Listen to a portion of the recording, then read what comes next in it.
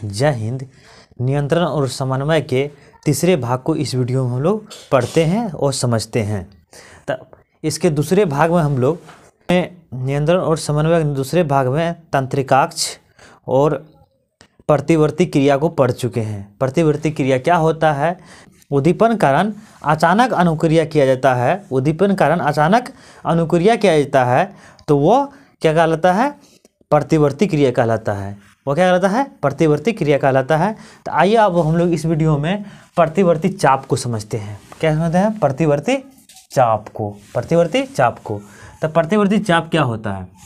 तो प्रतिवर्ती क्रिया के दौरान, प्रतिवर्ती क्रिया के दौरान जब प्रतिवर्ती क्रिया हो रही होती है तो उसके दौरान सूचना जो है यानी विद्युत आवेग, सूचना यानी विद्युत आवेग जिस पथ पर चलती है, गमन करती है, तो उसे हम क्या करते हैं? उस पथ को बोलते हैं प्रतिवर्ती चाप।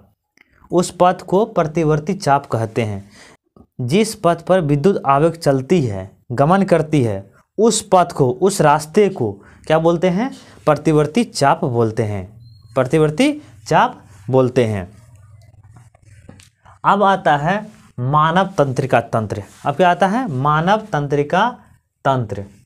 तो ये कितने टाइप से होते हैं? दो टाइप से होते हैं। एक होता है केंद्रीय तंत्रिका तंत्र। ये क्या होता है? केंद्रीय तंत्रिका तंत्र। और दूसरा होता है परिधीय तंत्रिका तंत्र। क्या होता है? परिधीय तंत्रिका तंत्र। एक होता है केंद्रीय तंत्रिका तंत्र तथा दूसरा परिधीय तंत्रिका तंत्र। परिधीय तंत्रिका तंत्र। तो केंद्रीय तंत्रिका तंत्र दो टाइप से होता है। एक होता है मस्तिष्क और दूसरा होता है मेरुरज्जु। दूसरा क्या होता है? मेरुरज्जु। मस्तिष्क और मेरुरज्जु।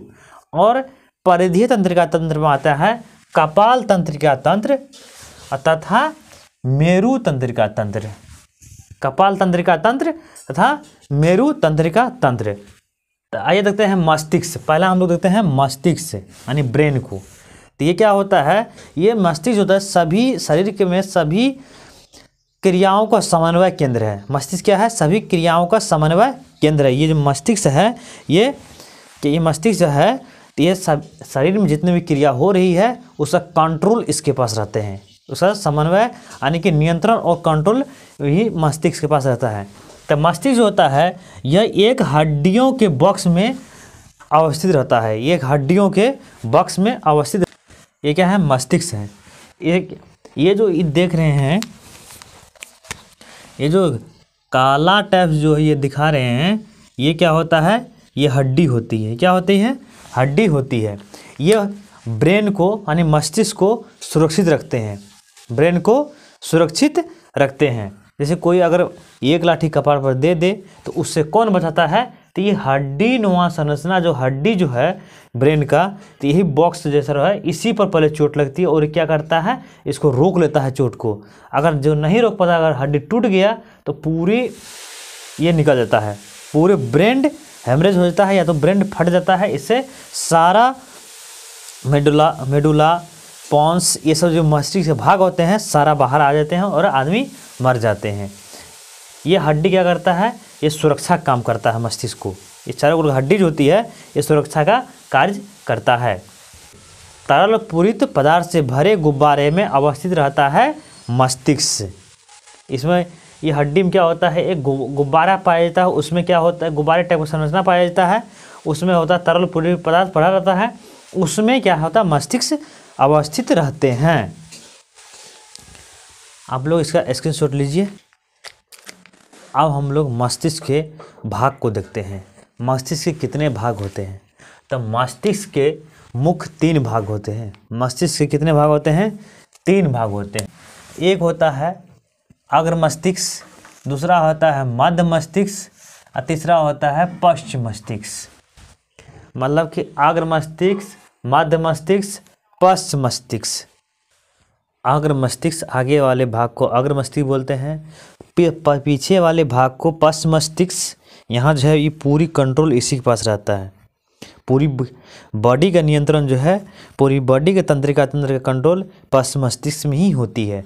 और बीच वाले भाग जो होते हैं वो क्या कहलाता है? मध्य मस्तिष्क। क्या कहलाता है? मध्य मस्तिष्क।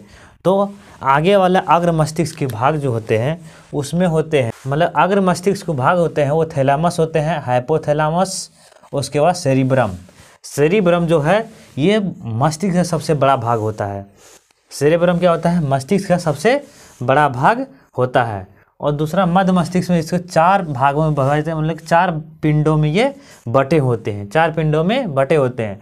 और पश्च मस्तिष्क में क्या होता है? पॉन्स, उसके मेडुला तथा अनुमस्तिष्क। पॉन्स, मेडुला और अनुमस्तिष्क, पॉन्स, मेडुला और अनुमस्तिष्क। तो आइए देखते हैं कि अग्र मस्तिष्क से क्या क्या कार्य है। तो अग्र मस्तिष्क जो है ये मस्तिष्क यानी ब्रेन का, दिमाग का सबसे बड़ा भाग सेरिब्रम होता है। दिमाग का सबसे बड़ा भाग सेरिब्रम होता है, जिसका कार्य है सोचना, तर्क लगाना, मतलब किसी चीज़ को डिस्कस करना, विवेचना करना। तो इससे किसका काम होता है? याद रखना। उसके बाद योजना, प्लान बनाना कि आज क्या करना है, क्या पढ़ना है, क्या लिखना है, क्या करना है, कौन सी काम करनी है। इसके प्लानिंग जो करता है वो सेरिब्रम में ही होता है, सेरिब्रम ही करते हैं, सेरिब्रम करते हैं। और दूसरा होता है थैलामस। तो थैलामस में क्या होता है? तो थैलामस क्या कार्य क्या है? तो ये थैलामस का कार्य ये है, थैलामस का कार्य ये है, इससे विभिन्न प्रकार की हार्मोन्स निकलते, स्रावित होते हैं, सेक्रेशन होते रहते हैं। विभिन्न प्रकार के हार्मोन जो है वो सेक्रेशन यानी कि निकलते रहते हैं। जैसे कि हम किसी चीज़ को गुस्सा करते हैं तो सबसे पहले थैलामस से ही कोई एक हार्मोन निकलता है जो पूरी बॉडी में वो डिस्ट्रॉयड कर देते हैं, जिससे कि आदमी को ब्लड प्रेशर हाई वगैरह ये सब होने लगता है। वो किससे निकलता है? वो थैलामस हार्मोन से, थैलामस ग्रंथि से ही निकलते हैं अनेक प्रकार की हार्मोन्स। जिस प्रकार का हम सोचते हैं उस टाइप की हार्मोन इसमें निकल जाते हैं। उसके बाद आता है हाइपोथैलामस।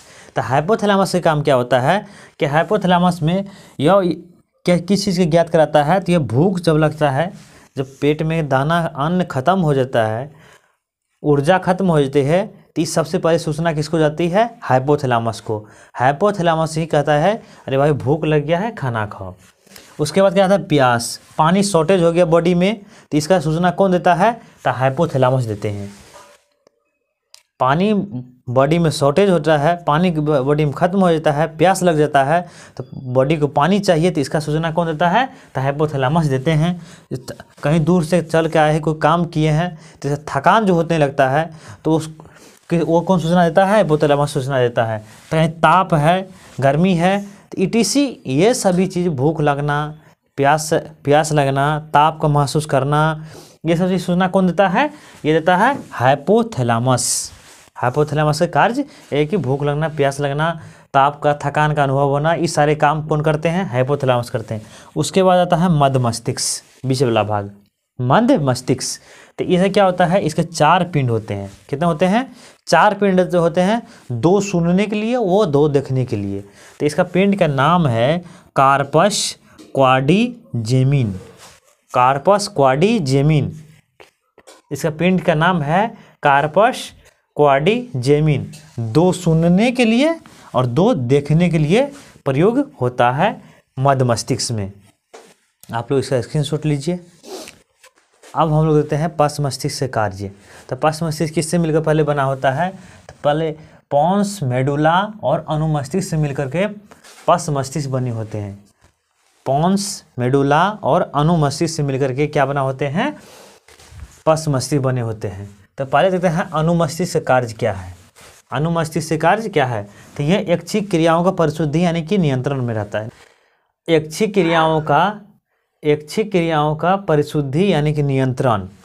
ऐच्छिक क्रिया क्या होता है? जो आपके मन में हो, जो हमारे मन में हो, हम अपने मन के अकॉर्डिंग काम करें, वो ऐच्छिक क्रिया होता है। जैसे कि मेरा मन हुआ पैर उठाए, मेरा मन हुआ हाथ हिलाए, मेरा मन हुआ हम पढ़ाए, मेरा मन हुआ कि हम कुछ भी करें अपना मन से, तो ये हुआ ऐच्छिक क्रिया। हाथ हिलाना, मेरा मन हुआ हाथ हिलाए, मेरा मन हुआ कुछ भी किए, मेरा मन था नहीं पढ़ाना, नहीं पढ़ाते, मेरा मन था आज वीडियो बनाते हैं, वीडियो बनाते हैं। तो अपने मन से जो काम की जाते हैं उसे ऐच्छिक क्रिया, इच्छा के अनुसार जो काम किए उसे ऐच्छिक क्रिया कहते हैं। इच्छा के अनुसार जो काम किए वो ऐच्छिक क्रिया कहलाते हैं। वो किसके कंट्रोल में होता है? तो वो अनुमस्तिष्क के कंट्रोल में होता है। जैसे कि पैर उठाना ऐच्छिक क्रिया था, और उसके बाद आता है कि मेडुला। क्या होता है? मेडुला। तो मेडुला का कार्य क्या होता है? ये अनैच्छिक क्रियाओं का नियंत्रण रखता है, अनैच्छिक क्रियाओं पर नियंत्रण रखता है। जैसे कि अनैच्छिक क्रिया क्या होता है कि जो आपकी इच्छा में या हमारे इच्छा में नहीं हो, हमारे कंट्रोल से वो बाहर हो, हमारे मस्तिष्क से वो काम बाहर हो, वो खुद ब खुद हो जाता है। जैसे बीपी बढ़ना, बीपी घटना, वमा ने उल्टी हो जाना, ये हमारे इच्छा पर डिपेंड नहीं करता है, ये अनैच्छिक क्रिया होती है। इसका नियंत्रण कौन करता है? मेडुला करता है। क्या करता है? मेडुला इसका नियंत्रण करता है अनैच्छिक क्रिया पर। वमन होना, उल्टी हो जाना, उसके बाद बीपी बढ़ जाना या घट जाना, ये किसके कंट्रोल में है? ये हमारे कंट्रोल में नहीं है, ये इसका कंट्रोल कौन करता है? मेडुला करता है ये। उसके बाद आता है पॉन्स। क्या होता है? पॉन्स। तो पॉन्स का कार्य भी क्या होता है? ये भी अनैच्छिक क्रिया का नियंत्रण करता है, ये भी अनैच्छिक क्रिया पर नियंत्रण करता है। जैसे कि ये श्वसन क्रिया हमारे कंट्रोल में नहीं है, तो इस पर कौन नियंत्रण करता है? ये पॉन्स करते हैं। श्वसन क्रिया हुआ, पाचन क्रिया हुआ, किस पर कौन नियंत्रण करता है? तो पॉन्स करते हैं। आई होप आप लोग इसको समझ गए होंगे। मिलते हैं नेक्स्ट वीडियो में। नियंत्रण और समन्वय के पार्ट 4 वीडियो में हम लोग और इससे डिस्कस आगे करेंगे। जय हिंद।